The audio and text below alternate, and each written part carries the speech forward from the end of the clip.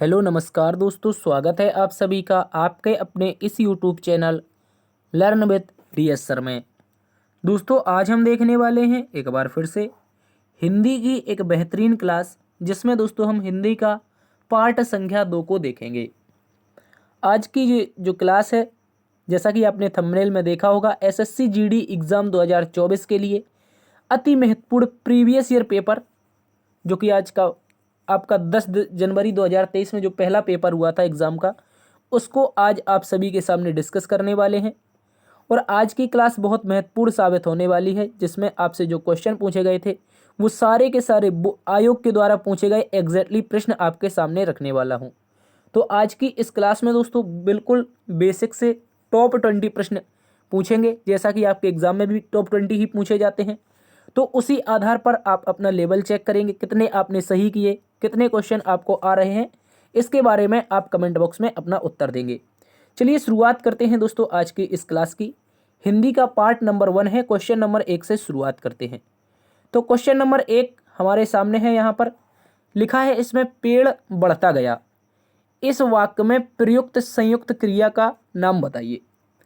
तो दोस्तों पेड़ बढ़ता गया मतलब ये कौन सी क्रिया है? आप कहेंगे सर पेड़ जो है बढ़ता गया है, पेड़ का मतलब है क्या पेड़ ने कभी ऐसा सोचा होगा? एक लॉजिक के साथ बताता हूँ नित्य बोधक क्रिया संयुक्त क्रिया क्यों है। लॉजिक समझिए पहले। ये आपको उत्तर तो पता है क्योंकि ग्रीन टिक लगा है आपके सामने, तो इसका सही उत्तर हो जाएगा नित्य बोधक संयुक्त क्रिया। लेकिन अब इसको याद कैसे रखना है? तो एक पेड़ है, मान लीजिए कोई आपके घर में, मान लीजिए कोई पेड़ है, अगर है तो ठीक है, अगर नहीं है तो भी मान लीजिए, ठीक है। अगर मैं बात करूं पेड़ की, तो पेड़ बढ़ता गया, इसमें क्रिया की बात हो चुकी है नित्य बोधक संयुक्त क्रिया। ये कैसे हुई? मैं अगर बात करूं इसके लॉजिक की, तो लॉजिक ये है दोस्तों कि अगर आपके घर में एक पेड़ है तो नित्य का मतलब याद रखेंगे, यहां पर लिखा है नित्य का मतलब होता है प्रतिदिन। पेड़ बढ़ता गया मतलब पेड़ प्रतिदिन बढ़ता गया। तो पेड़ ने कभी ऐसा तो नहीं सोचा होगा कि सर आज संडे है और आज संडे के दिन हम नहीं बढ़ेंगे, क्या ऐसा सोचा होगा कभी?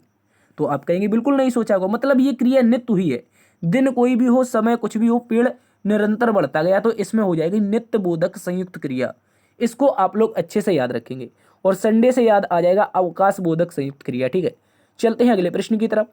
अगला प्रश्न है आज का क्वेश्चन नंबर 2, जिसमें कहा है कि टिप्पस भिड़ाना। टिप्पस भिड़ाना मुहावरे का अर्थ क्या है? बहुत ही महत्वपूर्ण प्रश्न है, इसको आप लोग अच्छे से याद रखेंगे। देखिए जैसा कि आपका एग्जाम लगा हुआ है और बहुत सारे ऐसे स्टूडेंट होंगे जो पढ़ना नहीं चाहते हैं लेकिन टिप्पस बढ़ाना चाहते हैं। कहने का मतलब है कोई दलाल पकड़ेंगे, 2-3 लाख रुपए वो देंगे उसको, मेरी नौकरी लगवा दो सर, आपको हम 3 लाख दे देंगे, मुझे मेरी नौकरी दे दो। तो ऐसा इसका मतलब होता है टिप्पस बढ़ाना। याद रखेंगे किसका, इसका मतलब क्या होता है? टिप्पस बढ़ाना होता है मतलब सिफारिश करवाना, ठीक है। क्या हो जाएगा याद रखेंगे, यहाँ पर ग्रीन टिक से सही उत्तर है आपके सामने, सिफारिश करवाना इसका सही उत्तर है। इसको आप लोग अच्छे से याद रखेंगे, ठीक है। तो टिप्पस बढ़ाना याद रखना है, ये एक मुहावरा है। इसके अतिरिक्त एक मुहावरा और होता है, बहुत ज़्यादा एग्जाम में पूछा जाता है, इसको याद रखेंगे, अंडे का शहजादा होना। अंडे का शहजादा होना, क्या आपको पता है इसका उत्तर क्या है? तो आप लोग कमेंट बॉक्स में बता दीजिए, अंडे का शहजादा होना इसका मतलब क्या होता है? देखिए प्यारे दोस्तों, अगर बात कर लें अंडे का शहजादा होने का मतलब, ये होता है अनुभवहीन व्यक्ति। क्या होता है? अनुभवहीन व्यक्ति। अनुभवहीन व्यक्ति इसका मतलब क्या है दोस्तों? जैसे कोई बच्चा है वो अंडे से निकलता है, उसको उस दुनिया के बारे में कुछ पता नहीं होता जब तक वो चिड़िया नहीं बताती है। उसी प्रकार अगर आपको समाज का अनुभव नहीं है, किसी बात की जानकारी नहीं है, तो आपको मुहावरे के रूप में कहा जाएगा कि आप एक अंडे के क्या हैं? शहजादे हैं, अभी अभी अंडे से निकले हैं। तो इसको भी आप लोग अच्छे से याद रखेंगे। चलते हैं अगले प्रश्न की तरफ। क्वेश्चन नंबर 3, इसको आप लोग अच्छे से याद रखेंगे। यहाँ पर लिखा है इस वाक्य में रिक्त स्थान पर रेखांकित शब्द का उपयुक्त विलोम शब्द बताना है। तो यहाँ पर विलोम बताना है किसका? एक वाक्य भी दे रखा है, भारत में कहीं अतिवृष्टि से बाढ़ आती है तो कहीं से सूखा पड़ता है। मतलब यहाँ पर जो आपके सामने रेखांकित शब्द क्या है? अतिवृष्टि। अतिवृष्टि का विलोम बताना है प्यारे दोस्तों। इस तरह से अब पूछने लगा है, अब सीधा आपसे नहीं पूछता है, अब ये कुछ घुमा फिरा के पूछता है, इसका विलोम बताइए अतिवृष्टि का क्या होता है। तो अतिवृष्टि मतलब वर्षा ज़्यादा होना और अनावृष्टि का मतलब होता है वर्षा कम होना, ठीक है। याद रखेंगे अनावृष्टि का मतलब क्या होता है? वर्षा कम होना, मतलब वर्षा होना ही नहीं। तो इसका सही उत्तर बन जाएगा ऑप्शन नंबर 2, इसको याद रखेंगे। भारत में कहीं अतिवृष्टि से बाढ़ आती है तो कहीं अनावृष्टि से सूखा पड़ जाता है, ठीक है। चलते हैं अगले प्रश्न की तरफ। अगला प्रश्न है दोस्तों यहाँ पर क्वेश्चन नंबर 4, जिसमें हमसे कहा है कि निम्नलिखित में से किस वाक्य में उत्कंठा के सही पर्यायवाची शब्द का प्रयोग हुआ है। उत्कंठा का मतलब क्या होता है, सबसे पहले तो ये हमें जानना जरूरी है। तो यहाँ पर लिखा है रघु में उत्साह की कमी है, क्या सही है, गलत है, क्योंकि सामने दिख रहा है गलत है। इसका लॉजिक भी बताएंगे आपको। यहाँ पर लिखा है नव्या में अब कोई लालसा शेष नहीं है। उत्कंठा का मतलब होता है लालसा, किसी चीज के प्रति लगन। जैसे आप एसएससी जीडी एग्जाम की तैयारी कर रहे हैं, मैं तो सीधा आपको एसएससी जीडी से जोड़ूंगा क्योंकि एसएससी जीडी पढ़ा रहा हूँ। जैसे आप एसएससी जीडी की तैयारी कर रहे हैं तो 2 से 3 महीने आपके लिए ऐसे हैं कि आपके अंतर्गत क्या है, उत्कंठा जाग रही है, लालसा जाग रही है कि मुझे ये पेपर क्या करना है, निकालना ही निकालना है, पेपर फोड़ना है, अब की बार नौकरी लेनी है। तो यहाँ पर लिखा है नव्या में अब कोई लालसा नहीं रही। इसका मतलब हो जाएगा, यहाँ पर याद रखेंगे, उत्कंठा का सही जो पर्यायवाची बनेगा वो लालसा बनेगा। ठीक है, यही इसका सही उत्तर है। चलते हैं अगले प्रश्न की तरफ। अगला प्रश्न दोस्तों क्वेश्चन नंबर 5, यहाँ पर लिखा है लकड़ियों का समूह। लकड़ियों का समूह रेखांकित पद में समूह के बदले उपयुक्त उपयुक्त शब्द का प्रयोग करेंगे। यानी कि लकड़ियों का क्या होता है दोस्तों, जब याद रखेंगे, जब आपने देखा होगा कोई महिला कहीं से आती है, मतलब कहाँ से आती है, उसको कह सकते हैं जंगल से। जंगल से कोई महिला अगर लकड़ियाँ लेने जाती है तो वो लकड़ियों का क्या लाती है, लकड़ियों का समूह लाती है कि लकड़ियों का गट्ठर लाती है। आप कहेंगे सर लकड़ियों का गट्ठर लाती है, तो इसका सही उत्तर ऑप्शन नंबर ए हो जाएगा, इसको याद रखेंगे। चलते हैं अगले प्रश्न की तरफ। अगला प्रश्न है दोस्तों क्वेश्चन नंबर 6, इसमें लिखा है निम्नलिखित वाक्य में से किस खंड में त्रुटि है। यहाँ पर आपको बताना है कि इसमें ऐसा कौन सा खंड है जहाँ पर त्रुटि दे रखी है। तो अगर मैं बात करूँ इस वाक्य की, तो लिखा है जीवन और साहित्य का घोर संबंध है। तो जीवन और साहित्य का घोर संबंध होता है प्यारे दोस्तों, या फिर घनिष्ठ संबंध होता है। आप बताइए इसका घनिष्ठ संबंध होता है या फिर घोर संबंध होता है। आप कहेंगे घोर संबंध नहीं होता है, मतलब घोर इसमें क्या है, गलत है, इसको याद रखेंगे। घोर इसमें गलत है, बहुत महत्वपूर्ण है, इसको याद रखेंगे। घनिष्ठ संबंध होता है जीवन और साहित्य का। चलते हैं अगले प्रश्न की तरफ। अगला प्रश्न है दोस्तों क्वेश्चन नंबर 7, जिसमें लिखा है दिए गए शब्दों में उचित शब्द से वाक्य को पूर्ण करें। वैद्य जी ने देखकर इलाज करते हैं, वैद्य जी देखकर इलाज करते हैं। नारी को देखकर इलाज करते हैं, नाड़ी को देखकर इलाज करते हैं। याद रखेंगे नारी का मतलब क्या होता है। नारी, ये जो ऑप्शन नंबर 1 में दे रखा है, ये महिला के लिए प्रयोग किया जाता है। किसके लिए, महिला के लिए प्रयोग किया जाता है। नाड़ी, नाड़ी का मतलब होता है दोस्तों नब्ज, जो हमारी कलाई होती है, कलाई के नीचे होती है नब्ज।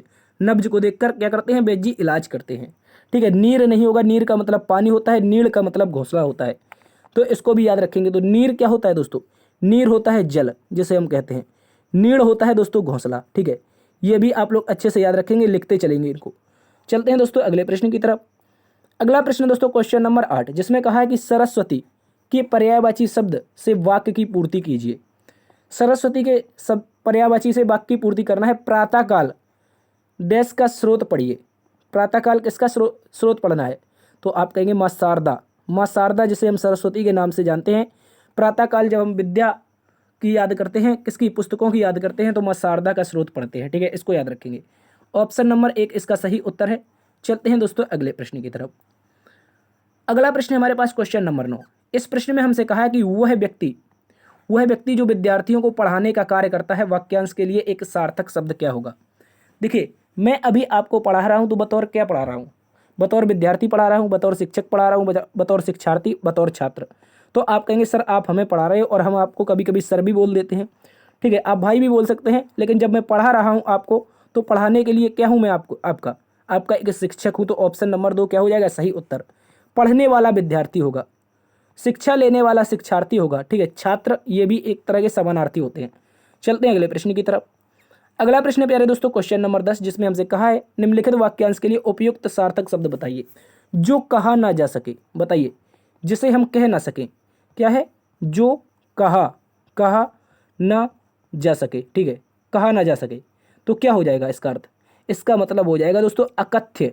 क्या हो जाएगा, अकथ्य इसका सही उत्तर है, इसको याद रखेंगे। इसके अतिरिक्त एक प्रश्न और पूछा जाता है ऐसे में कि दोस्तों जो स्त्री, ऐसा ही प्रश्न पूछा जाता है, जो स्त्री ने सूर्य कभी ना देखा हो। एक मिनट, इसको हम अलग से बनाते हैं, ये बहुत महत्वपूर्ण है जो हम आपको बता रहे हैं। जो स्त्री ने कभी सूर्य ना देखा हो, तो इसे क्या कहा जाता है, सूर्य ना देखा हो। ये भी बहुत महत्वपूर्ण है, ये बहुत महत्वपूर्ण है, याद रखेंगे। एसएससी जीडी में 2 से 3 बार पूछा जा चुका है। जो स्त्री ने कभी सूर्य ना देखा हो या सूर्य ना देख सके उसे क्या कहेंगे? ठीक है, सूर्य ना देखा हो तो इसे कहेंगे दोस्तों असूर्यपस्या। क्या कहेंगे? याद रखेंगे, 1 मिनट। यहाँ पर कहेंगे हम इसको असूर्यपस्या। ठीक है, असूर्यपस्या। ठीक है, इसको याद रखेंगे। इस तरह से लिखा जाएगा, जिस स्त्री ने कभी सूर्य ना देखा हो उसके लिए कहा जाएगा असूर्यपस्या। ठीक है, इसको याद रखेंगे। चलते हैं अगले प्रश्न की तरफ। अगला प्रश्न क्वेश्चन नंबर 11, जिसमें कहा है वाक्य में रेखांकित अंश के लिए उचित मुहावरा दिए गए विकल्पों से चुनिए। तुम किस काम के हो? तुम किस काम के हो, बताइए क्या मुहावरा होगा? किस मर्ज की दवा? किस मर्ज की दवा इसका सही उत्तर हो जाएगा। इसको याद रखेंगे। कूप मंडूक का मतलब होता है दोस्तों अल्प ज्ञानी, या कह सकते हैं कुएं का मेढक मतलब क्या होता है? अल्प ज्ञानी ही होता है। ठीक है, कोल्हू का बैल बहुत अधिक मेहनत करने वाला। ठीक है, कोल्हू का बैल बहुत अधिक मेहनत करने वाला। कोड़ की खाज बता सकते हैं, इसका सही उत्तर क्या होगा? ठीक है, ये भी एक एमसीक्यू है जो कि आपके ऑप्शन नंबर 4 में दे रखा है। इसको आप सर्च करके इसका उत्तर कमेंट में बताएंगे। चलते हैं दोस्तों अगले प्रश्न की तरफ। अगला प्रश्न हमारे पास क्वेश्चन नंबर 12, जिसमें कहा है शरीर का कोई भाग वाक्यांश के लिए उचित शब्द क्या होगा? शरीर का जो भाग होता है दोस्तों उसको क्या कहते हैं? अवयव कहते हैं। क्या कहते हैं? अवयव कहते हैं। इसको आप लोग अच्छे से याद रखेंगे। अभिन्न जो आपसे कभी दूर ना हो। ठीक है, अगला प्रश्न की ओर चलते हैं। क्वेश्चन नंबर 13, जहां पर लिखा है क्वेश्चन नंबर 13 में निम्नलिखित वाक्य में किस खंड में अशुद्धि है? मतलब अशुद्ध वर्तनी ज्ञात करनी है। गौतम बुद्ध ने पाली भाषा में उपदेश दिया। गौतम बुद्ध ने पाली भाषा में उपदेश दिया, तो यहाँ पर अशुद्धि क्या है? तो दोस्तों याद रखेंगे, जो पाली होता है इस तरह से नहीं लिखा जाता है। ये जो पाली है इस तरह से नहीं लिखा जाता है, इसको याद रखेंगे। पाली भाषा कुछ इस तरह से लिखी जाती है। किस तरह से?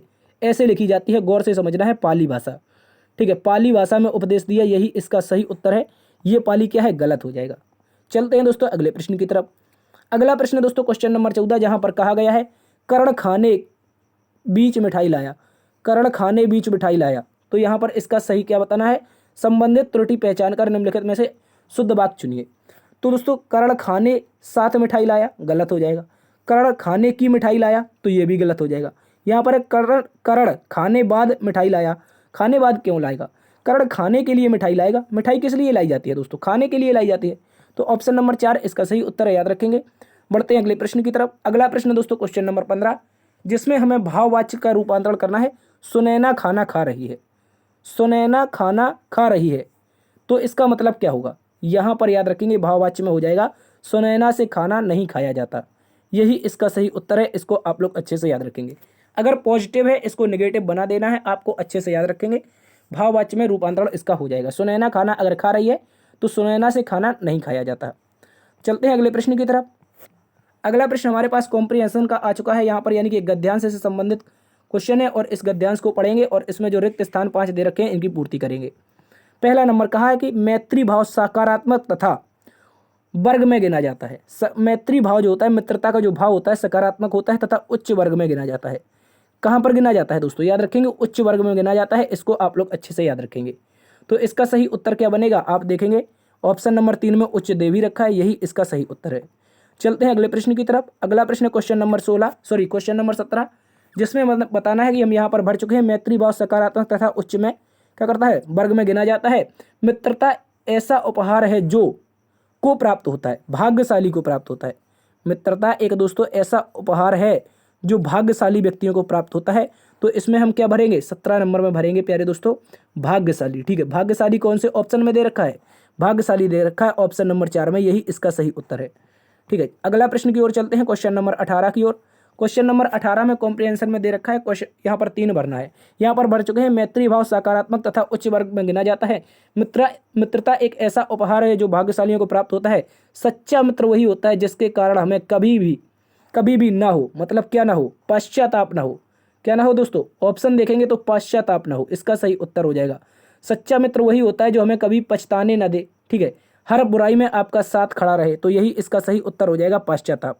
या फिर ऐसा भी कह सकते थे, सच्चा मित्र वही होता है जिसके कारण हमें कभी भी दुख ना हो। ठीक है, ऐसा भी हो सकता था, लेकिन दुख ऑप्शन में है नहीं। चलते हैं अगले प्रश्न की तरफ। अगले प्रश्न को अगर पढ़ते हैं तो पश्चाताप के बाद पश्चाताप ना हो जब भी हमारी ऐसी कोई आदत हो जिससे दूसरे को परेशानी होती, तो ऐसी आदत छोड़ने में भलाई ही है। जब भी हमारी कोई ऐसी आदत हो प्यारे दोस्तों, अगर उससे दूसरों को दिक्कत है तो उस आदत को आपको छोड़ देना चाहिए। अगर आपके समाज को दिक्कत आ रही है, आपको आगे बढ़ने में दिक्कत आ रही है, तो वो आदतें आपको छोड़ देनी चाहिए, जिससे क्या है, आप आगे ना बढ़ से। चलते हैं अगले प्रश्न की तरफ। अगला प्रश्न आज का अंतिम प्रश्न है, क्वेश्चन नंबर 20। कॉम्प्रिहेंशन में कहा है मनुष्य तो सामाजिक प्राणी है। मतलब समाज के लिए ही तो हम क्या करेंगे, वो अपनी ऐसी आदतें छोड़ते हैं। तो मनुष्य कैसा है, मनुष्य एक प्यारे दोस्तों सामाजिक प्राणी है। यहाँ पर भर देंगे लास्ट में सामाजिक प्राणी, इसका सही उत्तर हो जाएगा। और आज के टॉप 20 हिंदी के प्रश्न प्यारे दोस्तों यहीं पर समाप्त होते हैं। मैं आशा करता हूं आप बहुत सारे प्रश्नों को अच्छे किए होंगे, बहुत सारे प्रश्न आपको समझ में आए होंगे। यदि आज की क्लास इन्फॉर्मेटिव लगी है तो एक बार से लाइक कर दीजिए, शेयर कर दीजिए और कमेंट बॉक्स में आप अपना उत्तर बताइए कि आपने कुल यहाँ पर कितने सही किए। चलिए मिलते हैं कल एक नई क्लास में, तब तक के लिए अपना ख्याल रखना। जय हिंद, जय भारत।